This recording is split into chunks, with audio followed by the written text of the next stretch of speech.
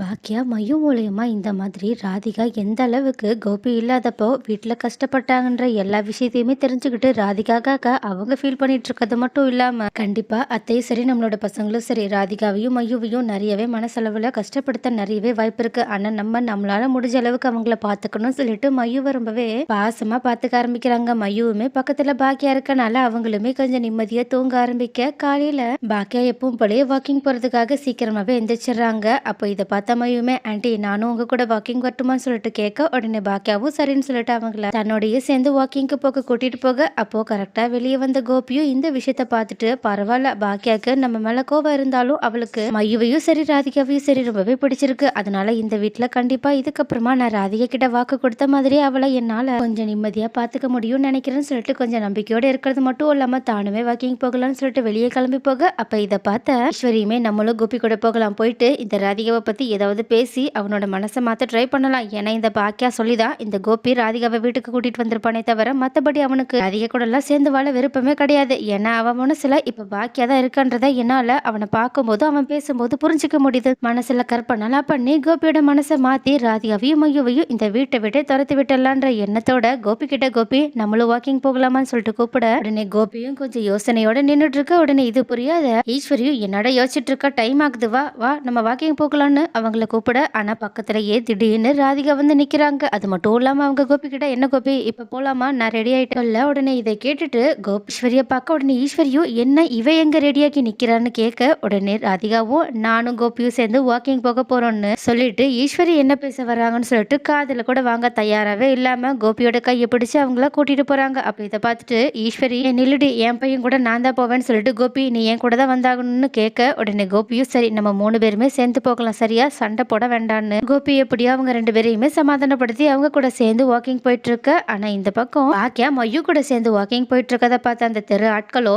பாக்கியாவுக்கு முன்னாடியே நின்று அங்கங்க தனித்தனியா அவங்கள பத்தி பேச ஆரம்பிக்கிறாங்க. அப்ப இதை நல்லா புரிஞ்சுக்கிட்ட பாக்கியாவும் இதுக்கு மேலேயும் மையும் இங்க இருக்கிறது நல்லா இருக்காது. ஏன்னா அவங்க கண்டிப்பா நம்ம கிட்ட என்ன விஷயம் எதுக்காக சேர்ந்து வரீங்க சேர்ந்து போறீங்கன்னு சொல்லிட்டு கேட்கதான் செய்வாங்கன்னு மையு கிட்ட மையுமா சரி ஆன்ட்டி இன்னும் கொஞ்சம் நிறைய நேரம் வாக்கிங் போக வேண்டி இருக்கு நீங்க வீட்டுக்கு போறதா இருந்தா போங்கன்னு சொல்லிட்டு அவங்கள அப்படியோ பேசி அங்கிருந்து அனுப்பி வைக்க அப்போ இந்த மாதிரி மையு அங்கிருந்து கிளம்புனதை பார்த்த இன்னொரு ஆளோ ஒருத்தங்க இந்த மாதிரி பாக்கியா கிட்ட வந்து என்ன பாக்கியா என்ன கோபி உங்க வீட்டுக்கு வந்திருந்ததை பார்த்துட்டு இதுக்கப்புறமா அவங்க ராதிகா கூடயும் மையு கூடயும் இருக்காம உங்க கூடயே சேர்ந்து வாழ்வாங்கன்னு நினைச்சோம். இப்ப பாருங்க அவங்க குடும்பத்தோட வந்திருக்கத பார்த்தா அவங்க கண்டிப்பா ராதிகாவை விட்டு தர மாட்டாங்க போலயே. அப்பனா இதுக்கப்புறம் நீங்களும் கோபியும் சேர்ந்து வாழ போறது இல்லையான்னு சொல்லிட்டு முட்டாள்தனமா கேள்வி கேட்க ஆனா பாக்கியாவும் கொஞ்சம் கடுப்போட இங்க பாருங்க அடுத்தவங்க குடும்ப பிரச்சனைகள் எல்லாம் தலையிடாம இருக்கிறது தான் உங்களுக்கு நல்லதுன்னு சொல்லிட்டு பேசிட்டு இருக்க. அப்ப கரெக்டா இன்னொரு ஆள் அவங்க கிட்ட வந்து கொஞ்சம் பாக்கியாவை கடுப்பேத்துற மாதிரி என்ன பாக்கியா அவங்களோட முதல் கணவரையும் அவங்களோட ஒய்ஃபையும் உங்களோட வீட்லயே தங்க வச்சிருக்கீங்க இதெல்லாம் சொசைட்டில நல்லாவா இருக்கு. இதுல வேற நீங்க சொசைட்டில ஒரு முக்கியமான பொறுப்புலயும் இருக்கீங்க. கொஞ்சம் பார்த்து நடந்துக்கிறது தான் உங்களுக்கு நல்லது. ஏன்னா உங்களை பத்தி 4 பேர் 4 விதமா பேசுறாங்க. ஏன் கோபி உங்க 2 பேர் கூடயுமே சேர்ந்து வாழ்றதா கூட பேசிட்டு இருக்காங்க தெரியுமா சொன்னது மட்டும் இல்லாம பாக்கியாவை பத்தி கொஞ்சம் கேவலமா பேசுற மாதிரி போக அப்ப கரெக்டா இந்த மாதிரி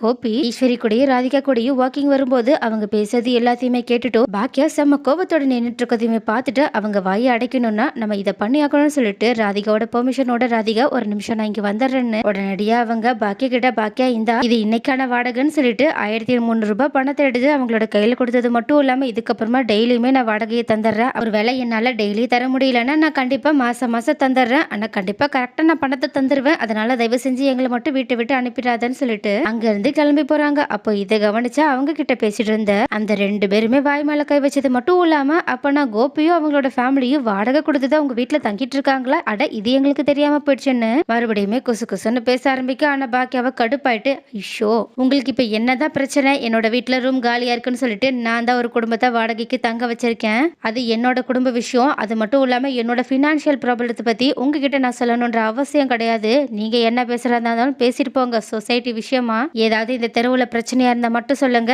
அதுக்காக மட்டும் நான் வரேன். என்னோட குடும்பத்தை பத்தி நீங்க ஒன்னும் கவலைப்படாதீங்க. ஏன்னா எனக்கு கவலைப்பட்டுக்க தெரியும்னு சொல்லிட்டு கெத்தா அங்கிருந்து கிளம்பி போறாங்க. ஆனா அப்படி போகும்போது கூட மனசுக்குள்ள கோபி இந்த மாதிரி சரியான நேரத்துல எல்லாரும் முன்னாடியுமே வச்சு இப்படி பண்ணதை யோசிச்சு பார்த்துட்டு பரவாயில்ல கோபி கொஞ்சம் மாறிட்டாங்கன்னு தான் தோணுது அப்படின்னு கொஞ்சம் கோபியை பத்தி பாசிட்டிவா யோசிச்சு பார்த்துட்டு அங்கிருந்து கிளம்பி போக. ஆனா ராதிகா கோபி பாக்கியாக்காக இப்படி எல்லாம் பண்றதை பார்த்துட்டு நின்றுட்டு இருக்கும்போது பக்கத்துல நின்றுட்டு இருக்க ஈஸ்வரியும் ராதிகாவோட மனசை எப்பவும் போலயே மாத்துற மாதிரி அவங்க கிட்ட பாத்தியா கோபி பாக்கியாக்காக என்னெல்லாம் பண்ணிட்டு இருக்கான்னு இதுல இருந்தே உனக்கு புரியல. கோபியோட மனசுல இப்ப பாக்கியா தான் இருக்கா. உன் கூட வந்து சேர்ந்து வாழற உன் கூட கூட இருக்கிறேன்னு சொல்லிட்டு சொன்னது எல்லாமே என் பையன் உன் மேல இருக்க பரிதாபத்தால மட்டும்தான் சொல்லியிருக்கான். மத்தபடி உன் மேல இருந்த பாசம்லாம் எப்பயோ அவனுக்கு போயிடுச்சு. ஏன்னா நீலா அதுக்கு தகுதியே இல்லாதவன்றது என் பையனுக்கு எப்பயோ புரிஞ்சிடுச்சு. பாக்கியாவோட அருமையும் அவனுக்கு புரிஞ்சிடுச்சு. ஏன் சொல்ல போனா பாக்கியா அவனை எவ்வளவு திட்டிருப்பா தெரியுமா, எவ்வளவு வெறுத்த மாதிரி பேசிட்டு இருப்பா தெரியுமா. ஆனா அப்ப கூட கோபி பாக்கியா கிட்ட ரொம்பவே நல்ல விதமா தான் பேசிட்டு இருக்கான். இதுல இருந்தே உனக்கு புரியல கோபியோட மனசுல என்ன இருக்குன்னு.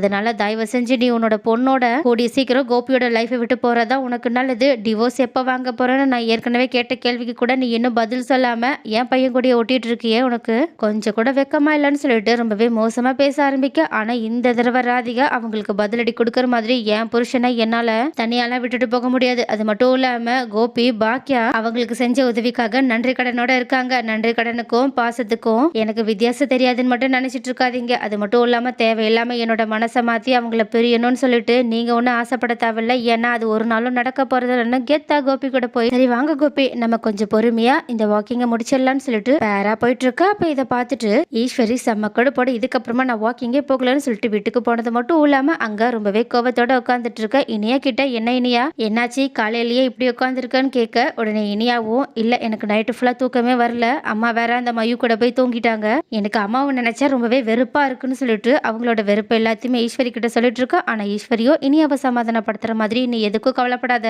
கூடிய சீக்கிரம் எல்லாமே மாறிடுன்னு சொல்லிட்டு அவங்க ராதிகாவையும் மயுவையும் இந்த வீட்டை விட்டு அனுப்புறத பத்தி இனியா கிட்ட சொன்னது மட்டும் இல்லாம நீ முடிஞ்ச அளவுக்கு கோபிக்கு நம்மளாம் எவ்வளவு முக்கியன்றத புரிய வச்சே ஆகணும். அப்பதான் அவனுக்கு நம்மளோட அருமெல்லாம் நல்லாவே புரிய வரும். ஏன் அந்த ராதிகாவையும் மயுவையும் நமக்கு சுத்தமா பிடிக்கலன்றதும் அவனுக்கு ஏற்கனவே தெரியும். ஆனா ஏன் பிடிக்கலன்றது தெரிஞ்சே ஆகணும்னு சொல்லிட்டு ராதிகாவையும் மயுவையும் எந்த அளவுக்கு அவங்க வெறுக்கிறாங்க, அவங்க எந்த அளவுக்கு வீட்டை விட்டு போகணுன்றதுக்காக என்னெல்லாம் பண்ணணும்ன்ற எல்லா விஷயத்தையுமே இனியா கிட்ட சொல்லிட்டு இருக்க. இனியாவும் சரின்னு சொல்லிட்டு தலையாட்டிட்டு இருக்காங்க. ஆனா இந்த பக்கம் வாக்கிங் முடிச்சுட்டு வந்த பாக்கியாவும் சீக்கிரமா வீட்டுல இருக்க எல்லா வேலையுமே முடிச்சுட்டு அவங்களோட ரெஸ்டாரண்ட் ஒர்க்கை பாக்குறதுக்காக வெளியே கிளம்பி போகும்போது அப்ப கரெக்டா அவங்களுக்கு ஒரு கால் வருது. அந்த கால்ல பாக்கியா கிட்ட அவங்க என்ன சொல்றாங்கன்னு தெரியல. உடனே பாக்கியாவும் ரொம்ப நல்லதா போயிடுச்சு, நீங்க வீட்டுக்கே வந்து உங்களோட டியூட்டியை பார்க்கலாம்னு சொல்லிட்டு அவங்க கரெக்டா வெளியே கிளம்பி போக அப்போ 2 போலீஸ்காரங்க வீட்டுக்குள்ள வராங்க. அப்போ இதை பார்த்துட்டு பாக்கியாவும் அவங்க உள்ளதா இருக்காங்க, உங்களோட என்ன ப்ராசஸ் இருக்கோ அதை நீங்க இங்க வச்சே முடிச்சிருங்க, எனக்கு எந்த பிரச்சனையும் இல்லைன்னு அவங்க கிட்ட பேசிட்டு இருக்க. அப்ப கரெக்டா அங்க வந்த ஈஸ்வரியும் என்ன பாக்கியா என்ன போலீஸ்காரங்க கிட்ட பேசிட்டு இருக்கன்னு கேட்க உடனே போலீஸ்காரங்களும் இல்ல கோபியோட விஷயமா தான் வந்திருக்காங்க,